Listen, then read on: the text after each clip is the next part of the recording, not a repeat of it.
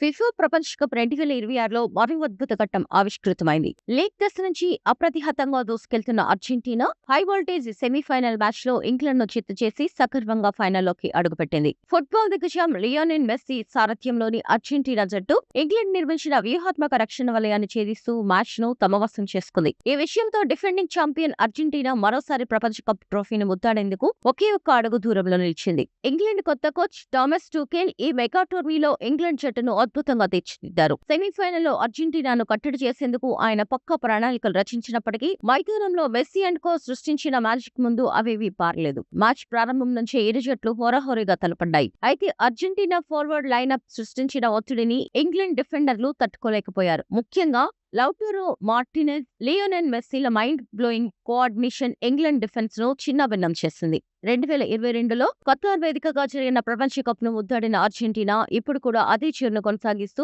వరుసగా రెండోసారి ఫైనల్ కు దూసుకెళ్లింది. వయసు పైబడుతున్న మైదానంలో ఏమాత్రం వేగం తగ్గని మెస్సీ తన పాసింగ్ స్కిల్స్, డ్రిబ్లింగ్ తో ఇంగ్లాండ్ ఆటగాళ్లను ఉప్పతిప్పలు పెట్టారు. మ్యాచ్ ముగిసిన అనంతరం అర్జెంటీనా అభిమానులు స్టేడియంలో సంబరాలలో మునిగిపోయారు. ఈ అద్భుత విజయంతో అర్జెంటీనా టైటిల్ ఫేవరెట్ గా ఫైనల్ బరిలోకి దిగుతుండగా ఇంగ్లాండ్ మాత్రం సెమీస్ లోనే తన ప్రయాణాన్ని ముగించవలసి వచ్చింది. అయితే థామస్ టూకెల్ ఆధ్వర్యంలో ఇంగ్లాండ్ జట్టు చూపించిన పోరాట పటిమను ఫుట్బాల్ విశ్లేషకులు ప్రశంసిస్తున్నారు.